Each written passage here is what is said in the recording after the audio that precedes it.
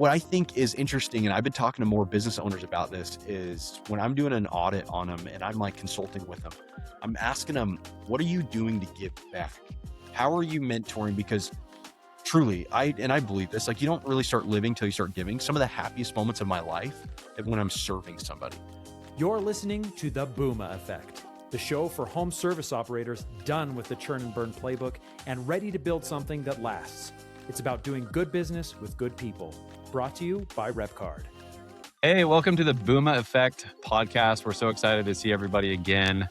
We have an exciting guest today. Mr. James Edwards is joining us. James is the D2D Business Development Director / VP / wearing all the hats over there. I think he wipes the toilets as well. I do.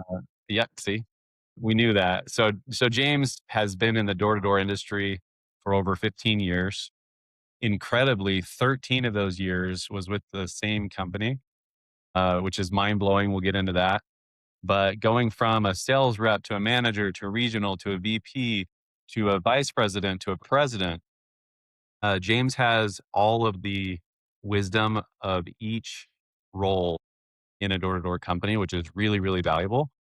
And then today, as you've been working with D2D Experts and really leveling up the partnerships and strategic education and training over there. So we're excited to have you, James. Thanks so much for joining us. No, I love being on here. Love just talking with my buddies and just in the industry. It's fun. You stay in this industry long enough and everyone kind of gets to know each other. And to where like you had these turf wars or battles, you're like, oh, these are my buddies now. Like the frenemies of real friends, it's just a good time. I think the door-to-door industry is an untapped potential. And the old dogs, us old guys, it's weird to be an old guy, but Right. it's us old guys. We've seen the glory years, I feel like, in our industry. So it's good to be on here to talk with you guys. Thank you. Yeah, when you started 15 years ago, did you think that you'd still be here? You think you'd be having this conversation? No, listen. When Sam approached me, like I got off my mission, we were all hanging out. We were going to college. We were doing our thing. He wasn't married yet. And we were all just kind of playing. And we had this group of friends that were just doing our thing. Now I was the kid who was like pre-med. I was doing like the anatomy flashcards. Like my mom helped start a transplant program for the kidney, heart, and liver up at the University of Utah. And so like I wanted to follow in her footsteps. Like medicine was my dream just because like, helping out and like doing your thing and like I'll never be hungry. And so like the apocalypse hit. It's like, all right, I'm going to get fed because I'm going to fix some people. Like I was thinking of everything outside the box. And so when he approached me and he's like, hey, you should come do door to door. I was that Utah, like, door to door. Yeah, no, I'm way better than you. And so it's like, I don't want to bug people. That's all you do is go door to door and bug people. Well, little did I know, because I'm very competitive and I love to have fun and just a challenge. We were with a buddy of mine, a buddy of ours, of common acquaintance. Anyway, and he showed me his what was his W-2 form? No, his 1099, and it had like $24,600 or something on it. Now, I never grew up with money. We weren't like poor, right? But I never had money. I never had a comma in my bank account. And so I was 21 years old and I see two letters or two numbers in front of that comma. And I'm like, and I see my buddy's name on there and I'm like, what the hell is this? And he's like, this is what he made in 5 months. And I'm like, that idiot made that much money. And like, my mind was blown. You can make 24 grand in 5 months. Are you kidding? So immediately I was sold. I was like, okay, I'm just going to do this 1 year and then I'm paying off school and I'm done. And I got lucky. I made $72,000 in 5 months. I spent $72,000 in 6 months. And as I was sitting in one of my classes, it was like a biochemistry class. I'm sitting there and we're clicking through it. I'm going through it as like one of our discourses. I was so bored out of my mind. I couldn't fathom. My buddies were on a blitz. And they're making money. I'm seeing the text, they're blowing it up, and I'm like, I'm not going to do it again. I'm not going to do it. And again, another friend of mine who is intelligently declined he sold like 3 deals. And that was the decision there. I'm like, all right, I'm going to do another summer. Isn't it interesting that we all sound like addicts? Like when you're just like, just one more summer. Like, that's all I'm gonna do. That's it. I'm done after that. I'm done. It's the crack. But you listen, one of my good friends, Doug Kaufman, I love Doug. He always called, I don't know even if I should say this or not, but he would call it like the sales crack pipe. He's like, you take a hit, you get the high, when you come down, you're like, I gotta get the other hit. And it's like, you just gotta go into it. It's like, yeah, it's kind of like that. It's like, I don't have a degree. I don't have any debt. Like I don't have any accolades to my name, but I could go make as much as a doctor if I wanted to. It's like, sign me up. Let's go. Yeah. Dude, it's funny. My story, I think I took half of a biology 101 class, and I was like, dude, like 20 minutes in, I'm like, dude, I'm out, dog. Like, I'm not here to learn about nucleuses and protons or whatever the heck it was. I was like, my buddies were pre-dental and all this stuff. And I say pre, dude, we're getting like our associates here, dude. Like, this is like pre-dental, you know? And it was just an easy word to say on my mission. Like, oh, I'm going to be a dentista. You know, I served in Chile, and they're like, what do you want to be? And I would say fireman. They'd laugh because firemen are all volunteers down there. I'm like, oh, fine. I'll just say dentista. That's easy to say. So I said it for 2 years, believed it. My buddies are going, and like an hour into a biology 101, I'm like, later, dude, this is not what I'm doing. So got into one summer, and I just fell in love with like the fact that, like you said, like you can go and outwork people that have even been around, like the veteran reps, and you're like, I can outwork them. I can outperform them. Like, there's absolutely no one holding you back.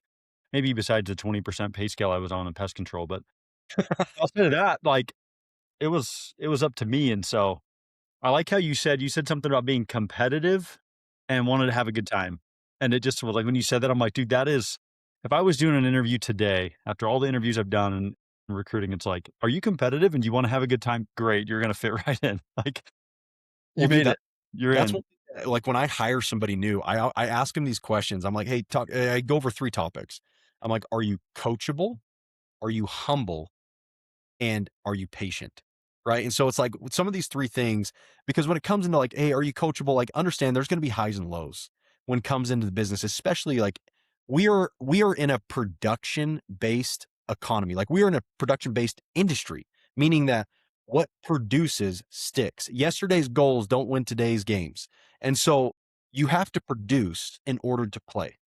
And so if I can coach you on what to do for the highs and lows, you got to enjoy the journey too. It's not just about coming in and being serious all the time. I mean, as many of my colleagues know, like I can do a good job at bouncing the seriousness back and forth and when to be serious and when not to. But most of the time, this job is too stressful as is, and people can feel it. And if you're not having a good time at this job, you're just not doing it right. Because all we are, in essence, I don't care what industry you're in, your job is to be the best at selling an experience. And so the commonality of everything is people hate to be sold, but they love to buy. That's why we're all predispositioned to hate to work with salesmen. If you agree with the salesman, it just means that you're getting led down the yellow brick road of gotcha. And, you know, and nobody wants to do that. That's why when you walk into a clothing store and they're like, hey, how's it going? Can I help you? And you're like, nope, just looking around. And 15 minutes later, you go back like, hey, can you help me find the hat, shirt, pants, shoes, you know? Whereas if you want 15 more minutes of your life, this is what I teach all the time is if you want to extend your life, go find a salesman because they'll tell you exactly where it is. Flip it on yourself. If you're in the field, you're knocking, you're sweating, it's hot, you got dogs barking, and some cool old dude or lady pulls up and says, hey, what are you doing? It's like, I'm doing pest, alarm, solar, roof. Oh, I need one of those. How good would you treat that customer? You know what I mean? Mm-hmm. Like you would hook them up. So it's the same thing as like sales. We're just predispositioned to hate sales reps because it means that you got sold. But if you can change your paradigms to be more like, hey, I'm not here to sell you anything. I'm here to give you a phenomenal experience by one, giving you enough education or enough information to make an educated decision. And 2, letting you feel from a professional standpoint in my industry, what I'm doing, that you trust I have your best interest at hand. I don't want to take advantage of you. Also, I need you to know what's in it for me, because there's a lot what's in it for me and my company. We want good customers like you, but there is a yin and yang. There's a something for something, and that's a good business. And if you can train people they can disseminate that information to your audience, to your customers, you have a stellar sales reps. You could teach anything to anybody. So I love this industry. It's good. Yeah. I think it starts with that. I think it starts with connection, right? It starts with authenticity. And oftentimes that comes out by setting proper expectations, like what you're saying. Like, yeah, there's something in this for us, and here's what it is. And that's actually really refreshing for people to hear, I think, is it's like you're not just here to take something, but you're here to be honest, you're to be truthful about what you want. And then here's what we give you out of this experience. And ultimately, like if you show up like that, they're going to buy from people that they like. And so like you don't want to have to get over that hurdle, right? From the very beginning. It's like find ways to be likable. That's why like I had two pest control reps show up at my house this week. And we were having this conversation. They're both in their first 3 weeks. And they have like the glazed over look, right? Like in that first 2 to 3 weeks when it's just like, and I just told this one kid, I'm like, he's like, yeah, this is hard. Like, this is harder than I expected. And I'm like, man, you're almost to the end of building this new muscle. And once you get to the end of that, like 3 or 4 weeks, and you've got these new muscles and you've got this schedule and you've got it figured out, the rest of the summer, you can just freaking cruise. And not that it's not hard, but it's like, you're used to it and it's a new muscle. And anyway, so we just, I just told him like, are you married yet? And he said, no. And I'm like, this is the best skill set that you'll ever learn to find an awesome mate, to find an awesome partner. So Yeah, it's funny to hear you talk about the art of kind of selling. It's the same thing you do in your recruiting. If you're honest with the recruit, you set the right expectations, you want to deliver an experience. You're not just trying to like sell them on the job and just get another body in the door. So many people in door to door just kind of like learn as they go. And I learned over time. I wish I had more of a recruiting mentor. The people that were early on for me were more of just like good sales guys. And I learned through trying to build teams that recruiting is a different type of sale, but it's a lot of the same kind of common thing. There's objections to it, all the stuff, but yet it's at its core. I like how you said, like, you got to deliver an experience, like at the base of it for both the customer and the recruit. And if you're trying to deliver an experience, that comes with so many other things. Well, what's funny too is like you get into this, and I love the guys that come in and they're like, I'm a salesman. I don't recruit. It's like, I don't do recruiting. I was like, it's the same damn thing. There's not a lot of differences. And so one of my mentors told me that, and because we were in a room, we were talking about recruiting. He's like, well, my pipeline's, froze. He's one of like the best salesmen, right? Over all there. And he's like, well, my pipeline's dried up, like not doing anything. And I don't have people I can go recruit. It's like, dude, you know how to sell, you know how to get into somebody's house, get their social and billing information in 15 minutes. Like we can get panels up on the wall fast. Like you can sell, you can recruit. They're the same thing. It's the same language. It's just the product's different. And so a lot of that comes into like belief systems and different cadence, like different things that you can show them. But if you can learn, like with Jess, what you were saying, that those first few rookies, I love them door-to-door guys. If I can catch a door-to-door guy that comes to my house, I'll get him in the house. I'll talk to him, work them. I'm like, sell me. It's like salesmen love to be sold. They also love to be like hard asses, which is funny because just, hard asses. Like, be nice to them, right? They're tough, but I'll tell them, I'm like, I'm sellable if you can earn it. I will not give it to you, but I need you to earn it. I'm going to hit you with some objections. And then if you don't do it, then you and I are going to do a training. And every single time I love doing that. And I'll sit down, like I'll get him a water. And like, I had this poor boy, I was up in Draper. I had this poor boy come knock on the door. He was selling Verizon or something. And he looked like a wet, dude, he was beat, just thrown on the corner, just wet towel. And he just slumps up to the door, knocks on it. He's like half dead. He's like, hey, how's it going? It's like, oh my gosh, you just go off. Hey, Verizon's here. Yeah, Verizon. Hey, what's up? I'm like, you are quite the representation. I'm like, all right, come here, get in here. Let's refresh you. Let's get you going. I gave him like $20 and I'm like, hey, dude, it's not about the number of presentations. It's the quality of presentation. You don't know if I would be super awesome lay down versus someone who's super tough. But then my next door neighbor also doesn't know the interaction you had with me.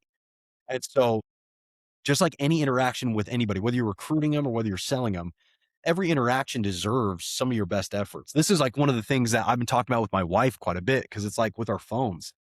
It's hard because in my offices, I would run my laws. My laws were you work all the hours, you have a great attitude, and you have a crazy amount of confidence or passion, right? You have crazy amount of passion or confidence. And the reason being is because you can control that. It's called controlling the controllables. You can control all that stuff, and it has nothing to do with how you knock doors, how many doors you knock, just the effort that goes into it. And so if you're dealing with anybody, whether you're going to grandma's house, like work the hours at grandma's house. If you're going to spend 30 minutes with grandma, be with grandma. If you're going to go on a hot date, be with your hot date. Have a good attitude, have a lot of passion and confidence. What we do, like the 1% of the world can do, that they can hack the rejection and the embarrassment. And who was it? Austin Butler, the guy that plays Elvis. You know, he's an awesome actor. But he said, I saw him saying something on a subway train. He said, embarrassment is an unexplored emotion and something that we need to dive into. And I could not agree more. Getting embarrassed in this job, you will absolutely get embarrassed. You'll be embarrassed. You'll be threatened. You'll fail. Like everything you can think of, as horrible as you possibly could think of, will happen. It's not an if, it's when. And how many times it goes on. You can learn to adapt to it. You can learn to read people from it. You can learn to like coach and teach and like, mitigate any of those experiences, but it's going to happen. And even at like, as a president of sales, I would still go knock with my reps.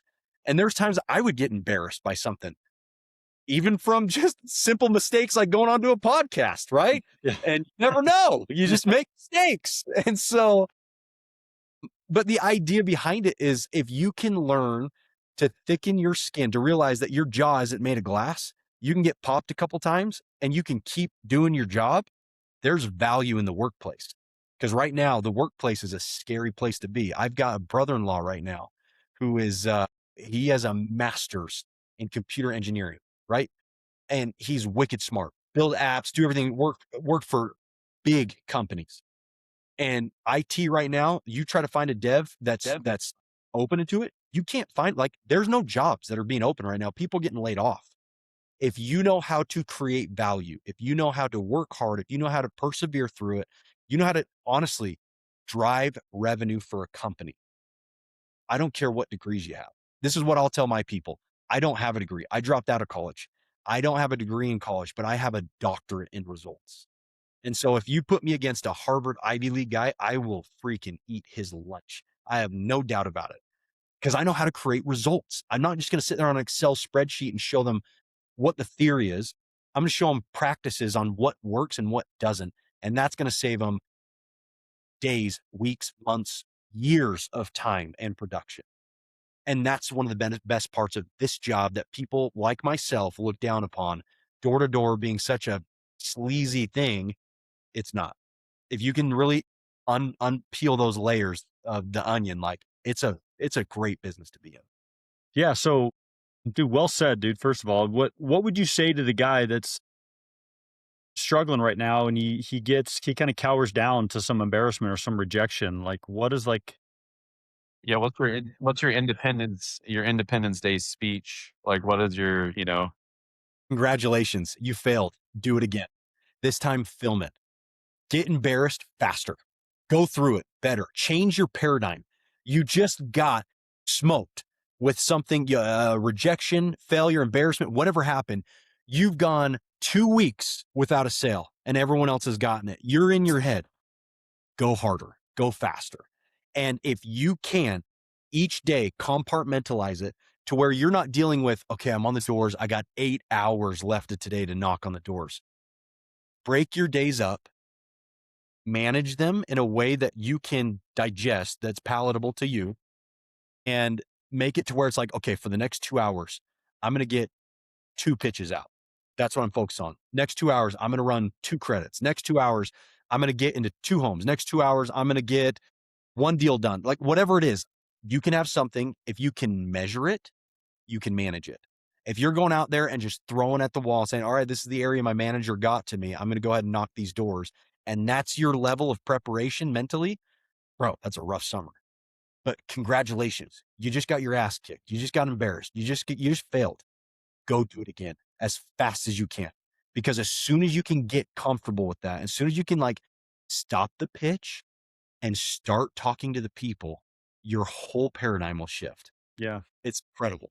So what I'm hearing you say is like to learn from it. You get embarrassed, you get rejected. Like as long as you're learning from it and you're like learning and taking a step up, like it's all just kind of a building block to becoming a better rep. Even if you start maybe at a lower spot because maybe you're not as talented or whatever, Yeah. look at the embarrassment and the objection as like a building block. And it's just like you're stacking them up one at a time versus like, then you want as many of those as you have or as many as you can get versus Well, like, oh, I don't want that to happen. I'm trying to avoid it. It's like, I need as many building blocks as I can. So my tower is the tallest at the end of the summer. Like, and if you can fail enough or fail forward enough, learn enough that at the end of the summer, you're like, dude, I built the biggest tower. I have the most sales. yeah. Well, it's the frog in the pot analogy. It's fear, embarrassment is the frog, right? You go out there, you fail. It's the frog. As soon as you get a dose of that heat, that heated water, that frog's jumping out and you're bailing. Flight or flight kicks in. You're like, this is a bad mistake. I shouldn't have done this. This is bad. I'm out. Boom, run.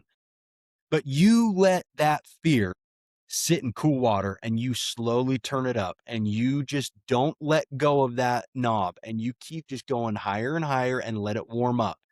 You're going to cook the fear out of you because you'll be able to fear and be embarrassed so much that you're like, I'm already expecting it. Now you're not anticipating it. Now you're not a scared puppy. You're not showing up like the first years they show up and throw up. They just spill everything because they're scared that someone's going to object to them. Let them object. Like go through all of the feels of failure because once you stop pitching people and start talking to them, you'll realize that they're made of, flesh and blood, just like you. And then they can start in turn, because you're the salesman. You weren't called to be there. They didn't ask you to come. You're absolutely imposing on their day. So how do you turn them into a buying unit, a buying prospect? Make them feel like you actually care about who they are. Like people love to buy from people who like them, who they like. And so be a likable person by conversing with them, not trying to get your pitch out. That doesn't do anything. One thing that you said that's really interesting too is that it's like you expect it, right? Like one of the lines that we always used was to be expected, right? Like so if somebody says no, to be expected. If somebody says yes, to be expected, because you kind of want to stay at that 6, right? Like instead of being at a 10 when you get a sale or being at a 0 when you don't or when somebody objects, you're building this muscle that it allows you to expect those things to come, and then when they come, it doesn't mean that you don't have fear. It doesn't mean that you're not embarrassed. It doesn't mean that you're not, scared or stuttering or whatever. It just means that you're more prepared. You're more able, right? Like we've been building this tool called Saucy, right? Which is it's an AI sales coach, and we were making our CMO and I were making some videos the other day, and there's this line that's that your best rep isn't your best rep. It's the rep that has the most reps. It's like, it's your most repped rep. It's the person who's going out there and who's getting the repetition, which goes back to recruiting too, is what people forget is like, you can go out and knock 100 doors and get a deal, but when's the last time you went and talked to 100 potential recruits? Like you're not putting in the reps. It's not because you're a bad recruiter. You're just not in front of them. You're just not in front of them. Yeah, 100%. There's so many like nuances, so many like of the greats that we all know in this industry that have, it's defined the culture, but what you see is like, what was I reading? I was reading something like the door-to-door industry is like a $2 trillion industry or $1.2 trillion industry or something that's coming up. There's so much money that goes into it. And you get companies like HVAC companies, like we have tons of roofing companies now, but we're starting to see like plumbers and electricians and, home service companies that are jumping into this space because the opportunity for clientele will always be there. You will always have an opportunity to feed your family. You'll always have an opportunity to learn and grow. You can't do this job and not progress. Now, you get some people who do this job, they do well, and then they decline because they take advantage of the money, the situation, where they're at, and then they start getting into things they probably shouldn't, and it like destabilizes them. But if you've got a good environment around you, people that are pushing you to be the best version of yourself, I think that's one of the best things about this that I've fallen in love with. And the thing I like working with my buddy Sam and over at the D2D Experts is that we're just consultants. We're here to tell you and like from our mistakes, good and bad, this is what worked for us. It might work for you, it might not. But this is pitfalls that I went through. Here's where I think you are at. Here's what I would do if you were there. And honestly, you're on being able to drive somebody into a better position and to help them reach their full potential or just get to that next level potential. It's awesome. It's awesome. Like that's where true collaboration comes from. I think that's where true satisfaction comes from. I mean, one of my favorite quotes is humans are not meant to achieve. They're meant to progress. And the reason being is like, if we were in fourth grade and we won our fourth grade baseball tournament, that should have been the pinnacle of our life. But as soon as fourth grade ended, all we were doing is focus on fifth grade baseball tournament. Next year comes around. And then that was the most important tournament of our life. So we can achieve over and over again, but then we feel unfulfilled. You go your whole life, your entire life training for this. You win gold over and over. You win multiple. You're the best in the world. Then what? And that's the perfect analogy for this because it's like, how do you achieve and still feel like depressed? You still feel unfulfilled. I think one of my favorite lines with that, James, is always grateful, never satisfied. Totally. Right? Like it's this idea that if you do win a gold medal or you are the best in the world or whatever, there's a certain level of gratitude that comes with that. But you can't be satisfied with just that. Okay, like maybe you got a gold in snowboarding, but how are you as a dad? Like have you built a family? Have you raised kids? Do you have pets? Do you want to start a farm? It's like I don't know that, and I've heard this a lot too, like, great actors, great business people, the guy that founded Tom's, right? Like you hear these people, they have these stories where they reach the pinnacle and then they're just like, I felt differently than I expected. Mhm. And I think it's exactly what you're saying. It's because it's truly is the journey and it truly is progression. And it's not just this prize. So like learning, like you said, right? Like learning on the doors and building that muscle. And it's just like, that's part of the journey. Dude, what's crazy is I'm a fan of Tony Robbins. I'm a Tony Robbins guy. He's like my dude. I've been a part of his whole circles and like I've been to all of his events. Like I freaking love the guy. I remember I was at a business mastery in Florida. We were there for like 5 days, screaming, shouting for 16 hours a day, just like doing our thing. It was awesome. And then just learning how to be better businessmen. And he was talking about it. He's like, he pulls out his phone because we were talking about happiness and fulfillment just in this category. Pulls out his phone. He's like, I have 51 friends who are billionaires with a B. Billionaires. 51. I could call up right now. They would answer. They're good friends of mine. We are on, first name base. Like these are friends of mine. 51. He goes, 49 of them are severely unhappy with their lives. And that blew me away. I was like, what? What do you mean? You have more money than you or your family could spend in a lifetime. More money. You have more money means more opportunity. You can have all the opportunity in the world. How could you be in that position? And so he goes into the purpose and the fulfillment, and he goes like a lot of things in life. And he has his like charity that he wants to feed 1 billion families and things. And so he's like, you don't start living till you start giving. And so part of like the charity, like giving, like the purpose of what you're always trying to do, you're not satisfied with what you're doing. I think that there's like a healthy aspect because you get to that level, right? You get to tons of, you don't even need $1 billion. I mean, for hell's sakes, if you put away 10 million bucks, 5 million bucks into a very conservative fund, you're getting 7 back on your $5 million. That's $350,000 a year. You can live off $350,000 a year. It's awesome. Pay your taxes, live off the rest of it. Your family goes on vacations, do your thing. Like you can just manage your money easy, no problem. But if you experience more and more and more and more, and you become used to this level of experience and that you need to ramp it up more and do more, I think that's like where the human default comes in. It's like this unfulfilled expectation of progression where it's like it's never enough, but to where the more you have, the more you think you should do, and then you do everything, and then it's like this empty space of like, well, what do I do next? You know what I mean? And so what's cool, what I think is interesting, and I've been talking to more business owners about this, is when I'm doing an audit on them and I'm like consulting with them, I'm asking them, what are you doing to give back? How are you mentoring? Because truly, I believe this, like you don't really start living till you start giving. Some of the happiest moments of my life is when I'm serving somebody.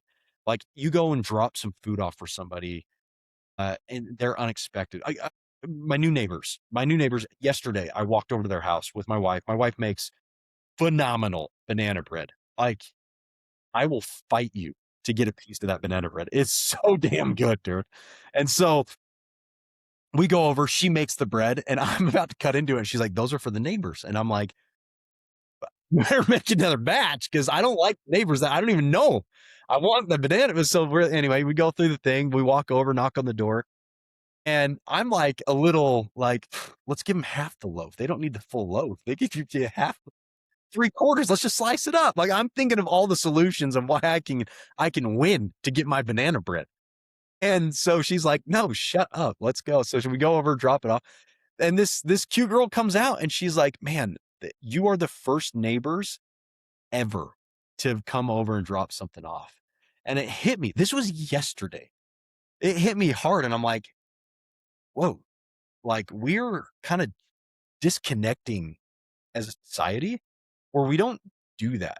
Where we grew up, when I grew up, I don't know how your guys' childhoods were, but like going into scouts or boys camps, clubs, stuff like that, like hanging out with friends, playing night games, like being more socially active with neighbors. And that was always the highlight. Like I always thought when I grow up and I'm old and I can yell across at Bob, my neighbor, or Bill or whatever, and like we're all having the barbecues and like that's where you made it.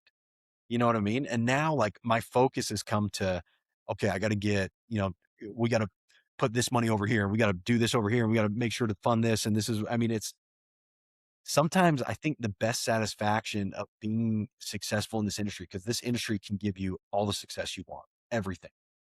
But if you forget the whole purpose of it is to be happy, to enjoy the journey, I think we totally miss the boat. It's not getting all this money if you just waste it by yourself. Yeah, I was just at scout camp, or like at a young men's camp, and I was talking to the youth, and I talk to my kids about this all the time, that there's two generally types of people in the world, and there's givers and there's takers. And that can be with energy, it can be with your time, and it can be with your money. There's different kind of ways to look at it. And I'm just so big on being a giver. I watched my dad, growing up, just be the biggest giver of his time. He never had the most money, but dude, that guy would give you his time and he just has one of everything. He's one of those guys, you open up the garage, the side yard, he has everything. It's like going to Home Depot. Like he's just always willing to give and give and give. And so I just saw that as like the way to do it. And you look at other guys like Matt Leinart, like I think he was a number one pick back in the day, like 2007, 8, won the Heisman, all the stuff, and like lasted a year or two in the NFL. But dude, you look at his Instagram now and he's just always joking with his wife and he's a good dad and and it's Instagram, so you can make it appear however, but I believe that he's killing it in his family life. And it's like he was able to pivot and move on and continue to give and serve in other ways. Could have made millions and millions if he could have made it in the NFL, and he's probably making less now, but it's like he's still living a fulfilled life. And I kind of attribute that to just being a giver. If you follow him, he's always doing funny stuff and giving of his time and to his kids. And the giving and taking, I just feel like it's a decision you make, and along your journey, as you make more and more, if you learn to give, and it doesn't always have to be money, because there's probably someone listening to this that, maybe you're in door to door, maybe you're not, you make 60, 70 grand a year. And like, I just don't have a lot of money to give. That's okay. You can go to your neighbor's house and welcome them to the neighborhood and not bring banana bread. Like I know banana bread probably costs $5, $10 to make, but like, you don't have, it doesn't have, you don't have to bring them anything. Like, you can go and just give of your time and listen to them and offer to maybe help them move in, or, hey, let me mow your lawn the first few weeks while you guys are getting situated, or whatever. Like, it can be through other ways to just always be looking for a way to give, and to give early in a relationship. As soon as you meet somebody, you're like, how can I give to them? And it usually will bring back goodness into your life.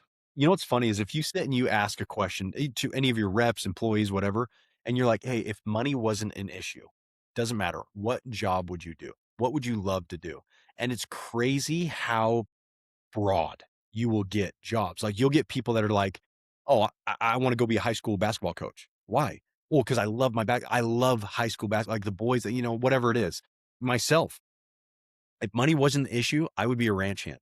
I grew up on a farm. I love farm. I love being on the back of a horse. I love working with cows. Like, they are the most frustrating thing in the world. Working in the fields, like, it's peaceful to me.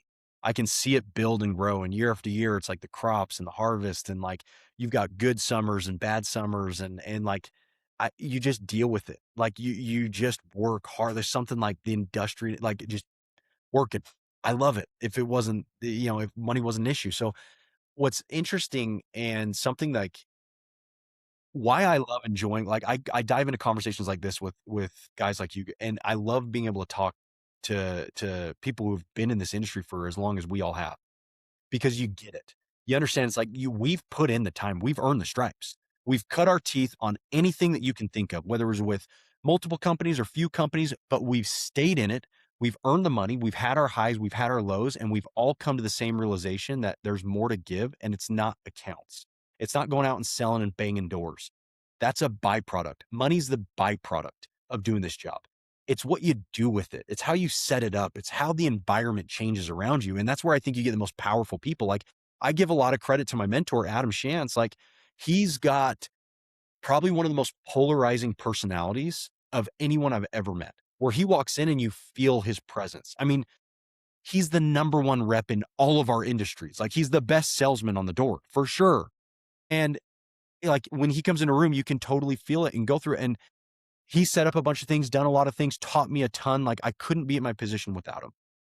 And even him, like, we've talked about it, where he started an NGO, like a nonprofit. I've been able to go with him and go on it. And he's even extended it to where we can like join in on his NGO. And that's what I plan to do with D2D Experts. But he set up, because he served his mission in Africa. And so he set up his NGO for ophthalmologists. And we go out and do cataract and pterygium surgeries for people in the bush in Africa who do not have access to hospitals. And it's unbelievable to get to cure blindness. Like, it costs $125 to cure blindness in one eye. $125. That's all it costs. We go out, you spend 30 grand, 50 grand, 70 grand, and you can cure in a week. We were out there in February, and we did over 1,000 surgeries. I think it was like 1,007 surgeries in 5 days. And dude, it was exhausting, tiresome. People were sleeping on the floors, in the dirt, on the tile. Like, they were there from sun up to sundown every day. So were the doctors. Everyone's, and it's the happiest I've ever been is when serving people. And in this industry, what we do, how we get all the things that we want, the cool cars, the houses, the investments, whatever, there will come a time where you're like, this ain't enough. This ain't it. What do we do? It's so weird we're having this conversation, because my wife and I were literally just talking about this last night. We're sitting on our couch. We have a modest home, like, it's kind of like middle income home, and we love it. Like, we love our home. We love what it offers. It's in a decent neighborhood. But you got a gangster trailer. And we do have an awesome camper, our second home. But we're sitting there and we're like, if we didn't have this, it would be okay. And also, we don't need more than this. Like, in fact, you get pushed to want more and more and more. And it's like, the more that, more money, more problems, right? Like, the more that you get, sometimes the less peace that you have. And so it's like, for me, I think my goal isn't necessarily happiness, it's peace. And I've noticed that the more things I try to collect, the less peace I have. And so it's like, if I can, find that harmony or that balance in my life where our family is, we're living within our means and we're still hitting goals and we're still, secure and all that. But the peace I think comes from being grateful with what you have and just having less, like not over consumption and over consuming. And I think what's cool about, bringing it back to the industry and this job and James, what you teach is like the culture now I think has shifted to where a lot of these young salespeople are investors. Mhm. Like they're buying homes, they're buying properties, they're putting their money into investments. And it's so cool to see how that's shifted from the cars to the houses and the apartment buildings, right? Well, dude, like I said at the beginning, it took me 5 months to get 72,000 bucks my first year, 6 months to spend it. I bought cars, I bought motorcycles, guns. I took a girl on a date. We went to the Salt Lake airport, flew to San Francisco for dinner. That was our first date and just flew back. I wanted that baller status so bad. It's like, oh, she's this pretty girl. Everything was awesome. She sucked. We did not have date number 2. It was the worst. And I will never get that money back. It was the Shoot, worst. bro. That's insane, bro. Yeah, you were chasing. You were chasing a lot of things. You were chasing the status, the ego had you. All of it. All of it. Dude, and you know what? You want to know what's painful? So again, humble boy. Never had a comma in my bank account. Finally had a comma with a couple digits in front of it. I was stoked. My best friend, Sam, he was in diapers with this guy. His name is Andrew Brothers. He's actually the senior vice president of inside sales over at Vivint. Like he's been with Vivint almost 50, as long as we had 13 years. So he did outdoor sales with Vivint with us, left, came back and did inside sales with Vivint and stayed there. And he's just crushing. He's wicked smart. I look up to him a ton. I named my son after him, Gray Andrew Edwards. Like he's one of my best friends and mentors. And him and I, after our first summer, we came back and his dad is a realtor up in Park City. And he came to us and said, hey, I've got an apartment on Park City, Maine. He's like, this is 2012. So I got an apartment in Park City, Maine. It's 120 grand. You need to both put 10 grand down. And I'm like, $10,000. I need to put 10 grand down. It's like, no way. Too much money. And we didn't do it. Every time we go to Park City, Maine, we were just up there a few months ago, our families, and we were just looking at it. And it's like, dude, it's like $1.8 million. It was one of the most expensive lessons I've ever had because I didn't have the mentorship. I was just buying stuff and You were in chasing. San Francisco, dude. I was in San Fran. I mean, the oysters, man. And so it's like, In the water, bro. Jeez. yeah, That's what Oh, what that's what a life. that's What yeah. yeah, Yeah. well, Yeah. We all have those stories of fortunately for me, I I didn't go too far down that and probably spent some money. I'm just way more of a frugal. I got a frugal bone in my body from my mom. That sometimes gets the best of you in kind of the opposite spectrum where you're kind of holding on to too much and you're like, dude, I need to like spend a little bit more and kind of lean into this thing and like take advantage of the things you have created. But yeah, watch reps that go and a I chunk of money. And one guy in particular, I'm like, dude, do not go buy a car. He had like an $800 car. And I'm like, you keep that car as like a token of like, I just to stay humble, dude. Like you keep, dude, 2 days later, he calls me out of like shame. He's like, I did it. And I'm like, what? And he's like, I just bought a new car. And then he refinanced it or he traded it in for the same car just the next year. And then anyways, I was just like, dude, oh my gosh. And so, yeah, like going back to the giving thing, like you find ways to give and serve. Like, I think you realize you're like, I'd rather do that than start experiencing that than giving. And just to your point, the simplicity thing, the thing that kept coming to my mind was like, you have to maintain and store a lot of stuff. When you don't keep it simple, my thought went to like my garage. I'm like, I like maintain and store a lot of crap that I probably don't ever look at or use for years on end, but it's maintained or it's just being storage just in my garage. And I'm like, for what? Like me and my wife have gone from we lived in half of a garage at my in-laws to we had like a little studio in our first summer. And then we moved into, our first house, 2,000 square feet. And then it kind of goes up, as you kind of grow, and it's like the garage that you just keep filling it somehow. And Like, so, yeah, it's very obvious that you have passion for this industry and for this space and for the people that are around you.